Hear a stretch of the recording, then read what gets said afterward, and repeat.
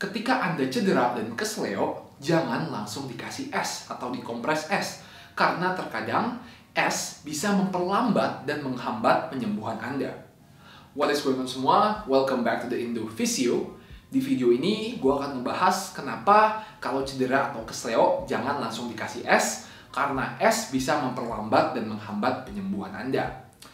Kita mulai video ini dengan cerita asal-muasal pemberian es ketika cedera. Pada tahun 1978, Dr. Gabe Merkens, sebuah sports medicine dokter, ia menulis di bukunya di mana ketika Anda cedera atau kesleo itu lakukan protokol RICE, Rest, Ice, Compression, Elevation, dan kunci utamanya di situ adalah ice. Pada zaman dulu, Dr. Gabe Merkens dan para ahli lainnya berpikir bahwa es bisa mempercepat penyembuhan ketika cedera.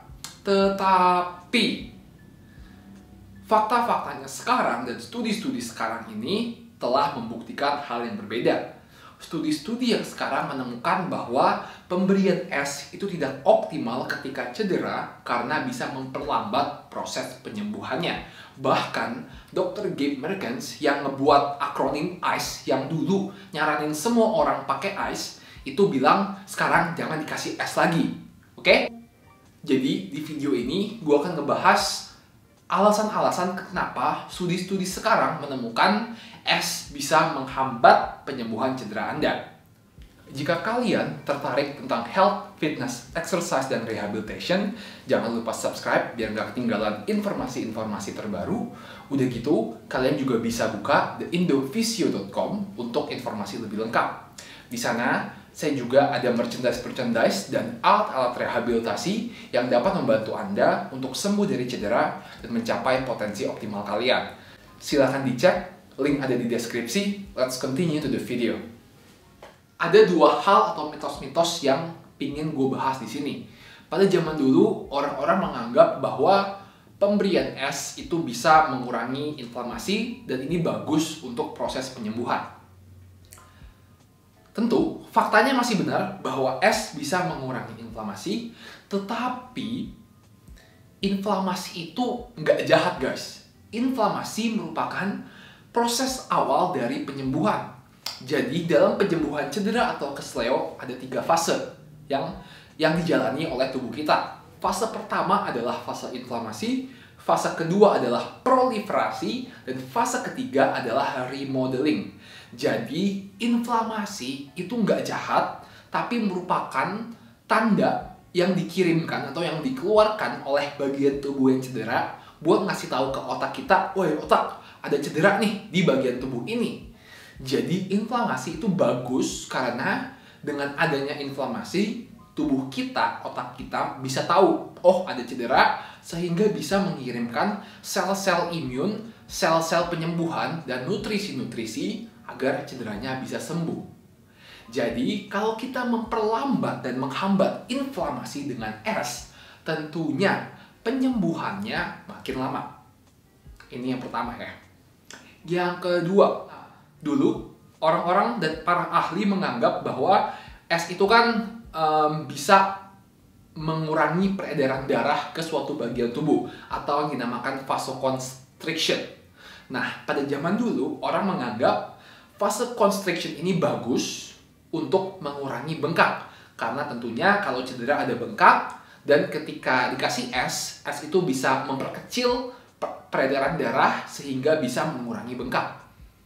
Tapi sama seperti yang pertama, ini faktanya benar, tapi vasoconstriction atau mengurangi peredaran darah ke tempat yang cedera itu nggak bagus. Malah bisa memperlambat recovery-nya.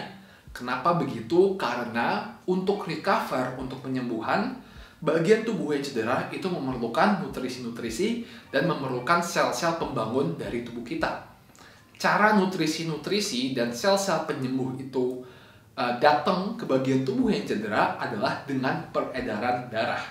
Kalau kita memperlambat peredaran darah ke bagian tubuh yang cedera, tentunya cederanya akan makin lama sembuh. Sekarang, kalau kalian nanya ke gua, dok, kan bengkak. Kalau nggak dikasih es, nanti bengkaknya itu nggak hilang-hilang dong. Oke, yang perlu kalian tahu, bengkak itu nggak baik atau nggak buruk. Bengkak hanyalah suatu physical sign atau suatu tanda fisik yang dikeluarkan oleh tubuh kalian ketika ada cedera atau kesleo. Jadi kita nggak perlu khawatir dengan bengkak, nggak perlu ngurangin atau nambahin bengkaknya, karena bengkak itu nggak berarti apa-apa.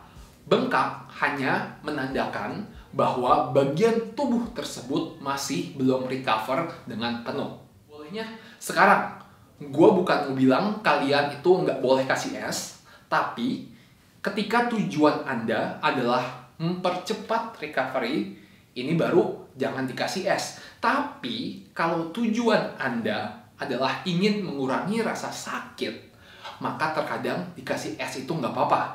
Karena tentunya kalau dikasih es, jadi mati rasa dan rasa sakitnya berkurang.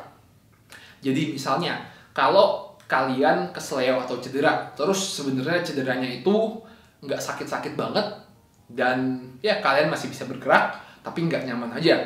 Untuk mempercepat recovery dan penyembuhan, nggak perlu dikasih es. Tapi, kalau misalnya kalian itu habis jatuh, terus sakit banget, dan kalian sampai nggak bisa tidur, nggak bisa bergerak, dan nahan sakit, tentu saja dikasih es itu nggak apa-apa. Tapi yang mesti kalian tahu, es bukan mempercepat recovery, tapi mengurangi rasa sakit Anda. Sekarang, kalau nggak dikasih es, opsinya apa dong kalau cedera atau kesleo? Tentu saja ada.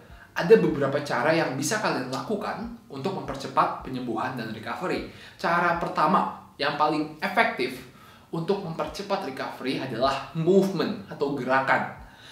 Kalian harus menggerakkan bagian tubuh yang cedera sebisa mungkin. Kalau sakit, tentunya jangan dipaksakan, tapi kalau nggak sakit, gerakin terus. Dengan kalian menggerakkan bagian tubuh yang cedera, ini bisa mempercepat peredaran darah dan mempercepat penyembuhannya. Yang kedua adalah aktivasi otot-otot di sekitar bagian tubuh yang cedera. Sama seperti alasan pertama tadi, dengan mengaktifasi otot-otot di sekitar cedera, ini mempercepat peredaran darah ke tempat yang cedera dan bisa mempercepat recovery-nya. Cara ketiga adalah dengan meningkatkan heart rate Anda atau denyut nadi Anda. Ketika denyut nadi naik, maka tentunya peredaran darah di seluruh tubuh pun meningkat, sehingga makin banyak nutrisi dan sel-sel penyembuhan yang bisa dikirim ke bagian tubuh yang cedera. Sekarang, cara ningkatin heart rate atau denyut nadi gimana? Kalau misalnya kalian itu yang kesleo tangan, pergelangan tangan atau siku atau bahu, lari aja atau jogging di mana heart rate kalian naik. Kalau misalnya sekarang ankle kalian yang kesleo, oke, kalian bisa coba berenang atau apapun kardio yang nggak pakai ankle. Jadi intinya meningkatkan peredaran darah di seluruh tubuh. Cara terakhir untuk mempercepat recovery adalah dengan dikasih yang panas-panas di bagian yang cedera atau kesleo. Dengan dikasih yang panas-panas, maka ini bisa mempercepat peredaran darah ke bagian tubuh yang cedera sehingga bisa mempercepat penyembuhannya. Jadi, semoga dengan video ini bisa membuka mata kalian dan menambah wawasan kalian akan kenapa es itu tidak mempercepat recovery. Tentu, kalian masih bisa menggunakan es ketika sakitnya sangat parah, tapi menurut pengalaman pribadi saya dan preference saya lebih suka menggunakan yang panas-panas. Misalnya bisa pakai heat pack, direndam air, dikompres air panas, atau dikasih counter pain, dan lain-lainnya. Terima kasih buat kalian semua yang udah nonton video ini sampai habis. Kalau kalian merasa terbantu dan video ini bermanfaat, jangan lupa subscribe dan buka theindophysio.com, di mana di situ saya juga menjual merchandise seperti kaos-kaos lucu gym dan juga alat-alat rehabilitasi yang tentunya dapat membantu Anda untuk sembuh dari cedera dan mencapai performa optimal kalian ya. Oke, check it out. Link di deskripsi and I'll see you guys in the next video.